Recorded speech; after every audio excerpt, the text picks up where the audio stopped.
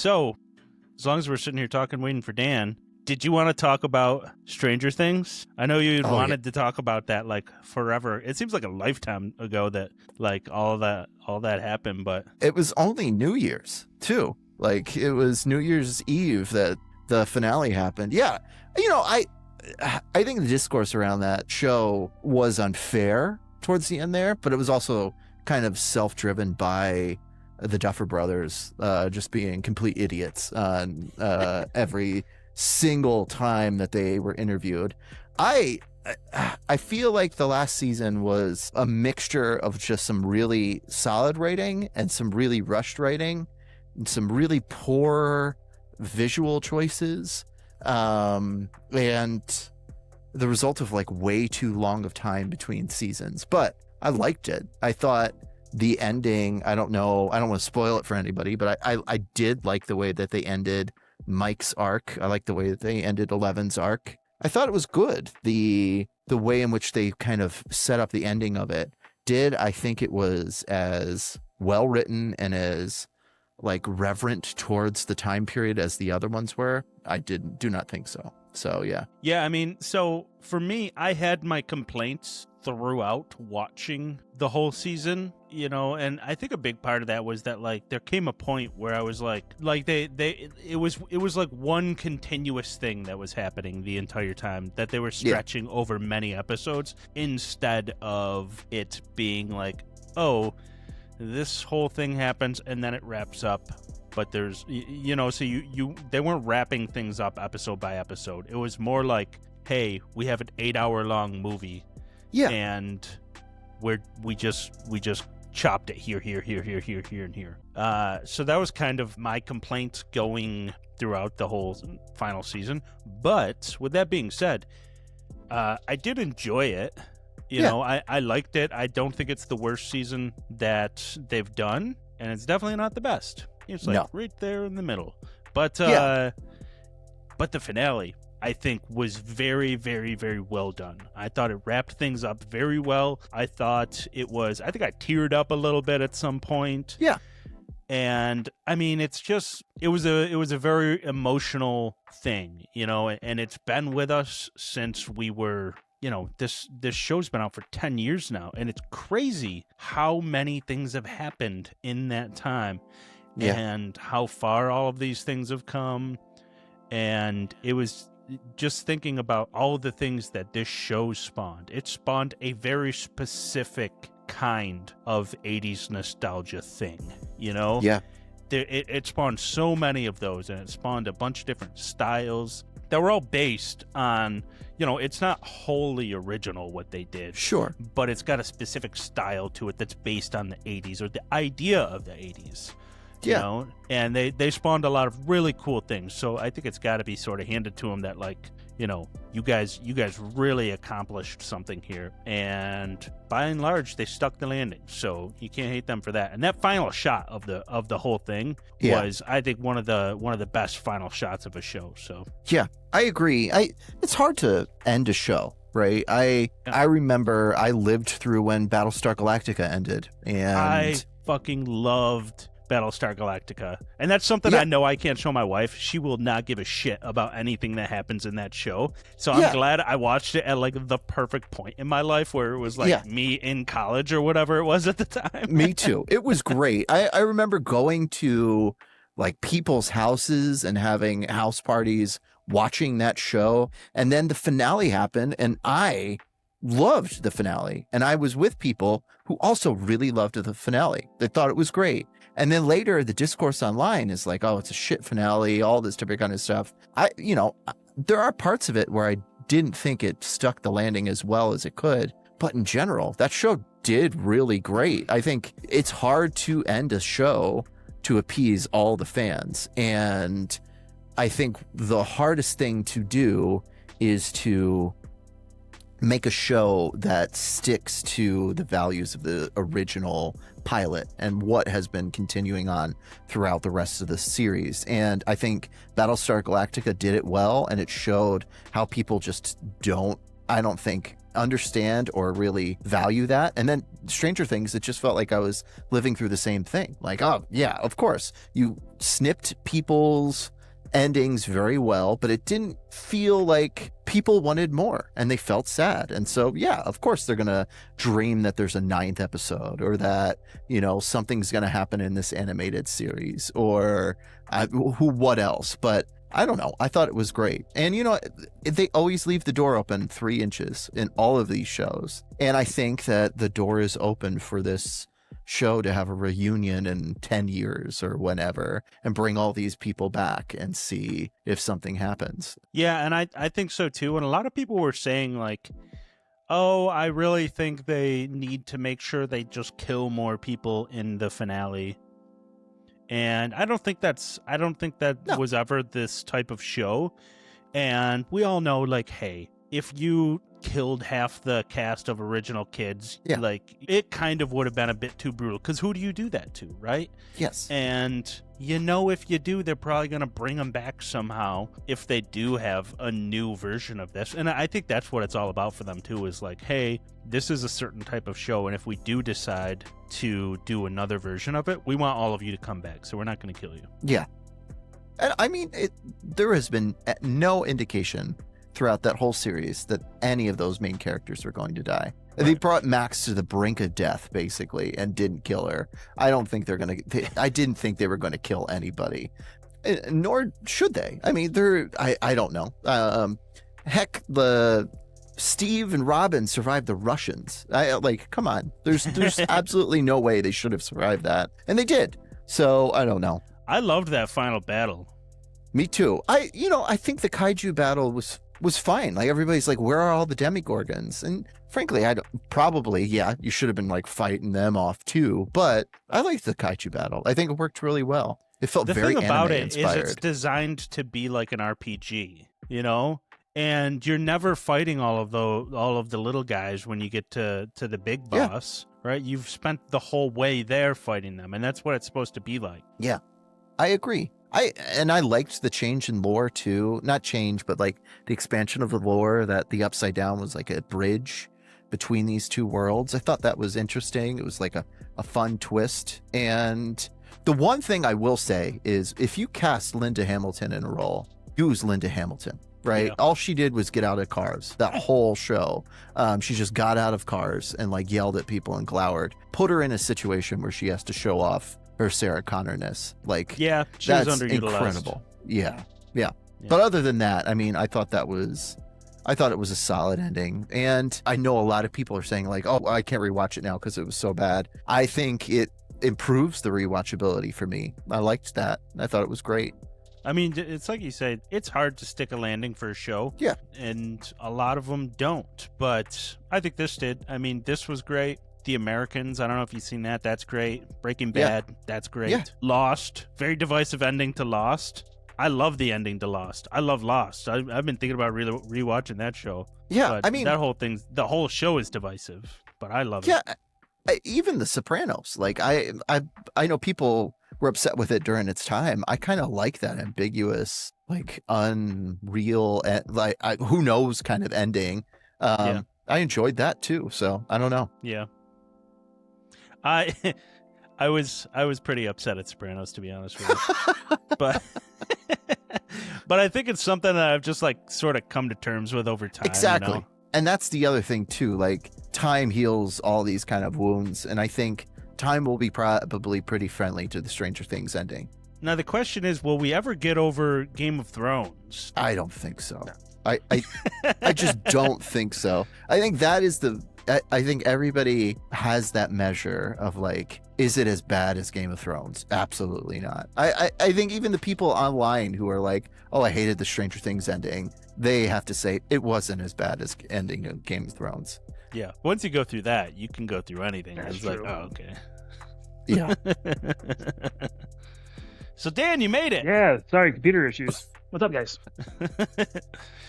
Not too much. We were just, we figure as long as we're sitting here, we might as well talk about the things, So we started talking about Stranger Things, and then kind of started going off about bad series endings, show finales and stuff. Yeah. Yeah, I watched Peacemaker season 2 on HBO Max, and they stopped that show like 3 episodes before it ended, just to set up like future spin-offs. I'm like, what's the point? You know, Yeah. there's no complete stories anymore. Yeah. Yeah, I didn't watch season 2 of that. You can skip I don't it. know. I just kind of like it didn't feel like it needed a season 2, so I was just kind of like, you know. I would agree with that too. Season 1 I enjoyed. Season 2 was I forgot it already. So that's what I'll say about it. Yeah. You know what I did watch? Any of you seen The Night Manager? No, that's the Tom No. Hiddleston one. Yeah, Tom Hiddleston. It was like a limited series that they did like 9 years ago, and they just released a new season of it. And it was like really good, and then it got to the last episode of this season and kind of like ruined the whole thing. Right. That seems to be a recurring problem with these prestige TV shows not nailing the ending. I mean, like we talked about Alien Earth, how the end of that wasn't the best episode. I just finished Fallout season 2, and I don't think that ended as strong as it should either. It's just like, come on, guys, Hey, give us I a just season. finished the season finale of season 1 of that. You did, because I bugged you about it. As I was telling you about that, so funny story, Paul. I started Fallout back in 2024, and we watched all but the last episode, and I just never finished it. Like I kind of like, you know, in the midst of the move and everything, just kind of lost interest. You know, things were kind of hectic for a while there. So we were talking about it, and I was sitting there making lunch today, and I was like, what the fuck am I doing? Let's Like, watch it. Yeah.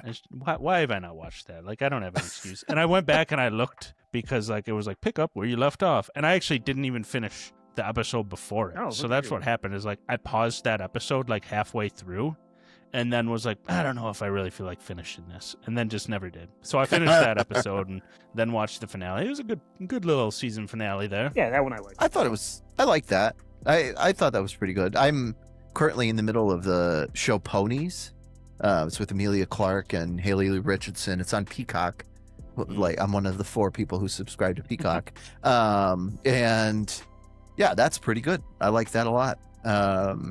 But I haven't really been keeping track of Fallout yet. That's on my list too. I'll do a couple months of Peacock a year. I know I kind of badmouthed the ending there, but I've enjoyed the Fallout series. I just thought they kind of. I don't think you did, Dan. I did. No, I did, but the ending wasn't what I wanted. It just felt like kind of like, oh, you're enjoying this. We're not going to conclude anything. You'll see you next season. That's just all modern TV shows. It feels like, and I get it, Yeah. but it's also frustrating. Yeah. Well, admittedly, that has always been a thing. Yeah, It's the oldest trick in the book, isn't it? yeah, I don't like it. Doesn't mean I can't complain about it. I remember even with like X-Files, there was one season finale I remember where like Mulder goes into this underground like trailer Yeah. and he goes inside it and then it explodes and the season just ends there. There you go. That's it from Mulder. And we had to wait what seemed like a lifetime for how old I was at the time. Yeah, to but it was see only how a that summer. It was like 3 months. Yeah. Yeah. Yeah, exactly. But Which is crazy. Like, we were just talking about Stranger Things. That's like 5 years between seasons, it feels like. one of my favorite shows, and I know it's animation, so animation takes longer. I get it, but the Venture Brothers show that was on. Yeah. That show premiered in like 2004 and had 5 seasons. And it ran from like 04 to like 2017. Like it just like they put them out when they wanted to, really, and it had like no rhyme or South reason to Park it. built a show in a cave with scraps Exactly. Yeah. in a week. Oh.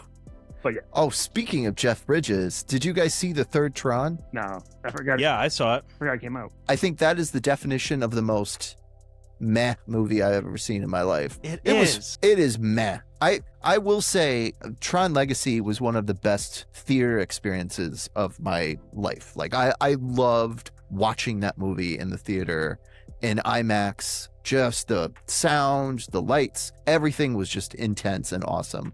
I went to go see this in the same way, and what an underwhelming experience. Like, the soundtrack was fine, the visuals were okay, it was just blah. But as a person who loves the Tron series, I was looking forward to this, and it was just meh. Yeah, the thing about it is that like they don't throw a lot of effort into the story. Yeah, Like they don't explain many things. They're just like, "Hey, guess what? We can do this stuff now." yeah, And then things happen and then the movie ends. yeah. And they don't explain how any of it works. And the reason they don't is because I think if you think too hard about it, most of it doesn't make sense because Absolutely not. it doesn't really fit in with the things they establish in Legacy. Yes. And so it's like, it kind of is disappointing that they didn't just continue on from Legacy because they really introduce a lot of cool ideas in that one specifically. And then in this one, somebody was like, well, let me do my own thing with it. And I think that someone is Jared Leto. They Yes. the Rise of Skywalker, the Star Wars movie that went off the track a little bit and then everyone hated. Yes. Yeah. See, I know things. I pay attention. You do know things. I will say, if you just watch it in the way of like, hey, let me watch, an hour and a half long Nine Inch Nails music video. It's great. It's great from that perspective. And it really does feel like a music video at many points during it. Yeah. It's like, I don't know, like it does feel that way. And if you just watch it from that perspective, it's really good because the Nine Inch Nails score is awesome. Okay. Yes. I think the music was, in the context of like a Tron universe, the music was meh. In the experience of like watching a movie, it was really good, that music. But I will say, I watched Tron 1 and then Legacy, and then I went to the movies to go see the third. And the through line was just like, oh man, I should have just stayed home or waited till streaming. And it's now on streaming, which is why I mention it. That's what I waited for. Yeah. I had a feeling. You saw the new Running Man, right, Pat? Is it the same level of meh? I mean, it might. Yes, it might be worse. Really? Okay. I just thought that the new Tron, not new Tron movie. I'm sorry, the new Running Man movie was, man, it bummed me out a bit. But... Yeah. Well, no, I mean, I honestly, I think it's a little bit worse. Okay. Like, yeah.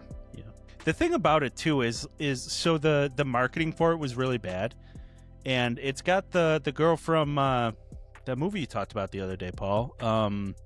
Past Lives. Yeah. Greta Lee.